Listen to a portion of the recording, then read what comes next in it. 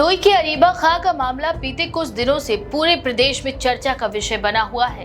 NEET की तैयारी कर रही अरीबा का एक वीडियो सोशल मीडिया पर जमकर वायरल हो गया है, जिसमें वह एक पेट्रोल पंप के सेल्समैन रजनीश के सीने पर पिस्टल ताने नजर आती हैं। इस घटना ने जहां पुलिस प्रशासन को हरकत में ला दिया है, वहीं पूरे घटनाक्रम की असल वजह को लेकर तरह तरह की चर्चाएं भी शुरू हो गई हैं। फिलहाल अब इस मामले में अरीबा के पिता एहसान खान ने अपनी चुप्पी तोड़ी है और जो बयान दिया है उसने पूरी कहानी ही पलट कर रख दी है।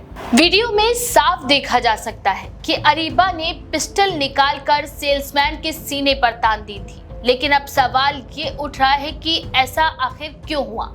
सेल्समैन रजनीश की ओर से दर्ज कराई गई शिकायत के मुताबिक जब वह सीएनजी पंप पर गाड़ी में बैठे अरीबा और उसके पिता से बाहर निकलने के लिए कह रहा था, तो उन्होंने न सिर्फ उसकी बात को नजरअंदाज किया बल्कि उसके साथ अभद्र भाषा में बातचीत भी की। रजनीश का आरोप है कि अरीबा और उनके पिता ने उसे जान से मारने की धमकी तक दे डाली। वहीं अरीबा के पिता एहसान खान ने मीडिया के सामने आकर एक पूरी तरह अलग पक्ष रखा है। उन्होंने बताया कि वह अपने परिवार के साथ शाहाबाद से कानपुर की ओर जा रहे थे और बिलग्राम के पास सीएनजी भरवाने के लिए एक पेट्रोल पंप पर रुके। जैसे ही वे पेट्रोल पंप पर पहुंचे, उनकी पत्नी और बेटी गाड़ी से उतर गई, जबकि वह खुद सीट बेल्ट खोलने में व्यस्त थे। तभी एक सेल्समैन आ गया और उसने काफी रूखे अंदाज में कहा, नीचे उतरो। एहसान खान ने बताया कि उन्होंने संयम से जवाब दिया कि वे उतर ही रहे हैं। इसके बाद जब उन्होंने सेल्समैन से कहा कि ग्राहक से इस तरह बात नहीं की जाती, तो सेल्समैन ने जवाब दिया कि वह ऐसे ही बात करता है, चाहे सीएनजी भरवानी हो या नहीं। भुगतान करने के बावजूद वहां एक दूसरा सेल्समैन आ गया, जिसने पहले सेल्समैन से सारी बात पूछी और फिर बदतमीजी से टिप्पणी की। यही नहीं, इस दौरान परिवार के खिलाफ आपत्तिजनक भाषा का प्रयोग भी किया गया। एहसान का कहना है कि पूरे मामले की सच्चाई सीसीटीवी कैमरे में दर्ज है और उनके परिवार ने किसी तरह की अभद्रता की शुरुआत नहीं की थी। वहीं परिवार पर आरोप है कि विवाद के दौरान अरीबा ने गाड़ी से पिस्टल निकाली और रजनीश की ओर तान दी, जिसका वीडियो रिकॉर्ड किया गया और सोशल मीडिया पर तेजी से वायरल हो गया। ये दृश्य देखकर हर कोई हैरान रह गया। पुलिस ने बिना देर किए कार्रवाई करते हुए अरीबा खां और उनके पिता एहसान खान के खिलाफ मामला दर्ज किया और दोनों को हिरासत में ले लिया। इस मामले ने जहां स्थानीय स्तर पर प्रशासन और आम जनता के बीच बहस छेड़ दी है, वहीं सोशल मीडिया पर भी इसे लेकर प्रतिक्रियाओं का सैलाब उमड़ पड़ा है। एक पक्ष का कहना है कि किसी भी सूरत में पिस्टल तानना उचित नहीं ठहराया जा सकता, भले ही बात कितनी भी बिगड़ गई हो। वहीं दूसरे पक्ष का कहना है कि सेल्समैन की बदसलूकी और भाषा ने विवाद को उकसाया, जिसकी वजह से अरीबा को आत्मरक्षा के लिए ऐसा कदम उठाना पड़ा।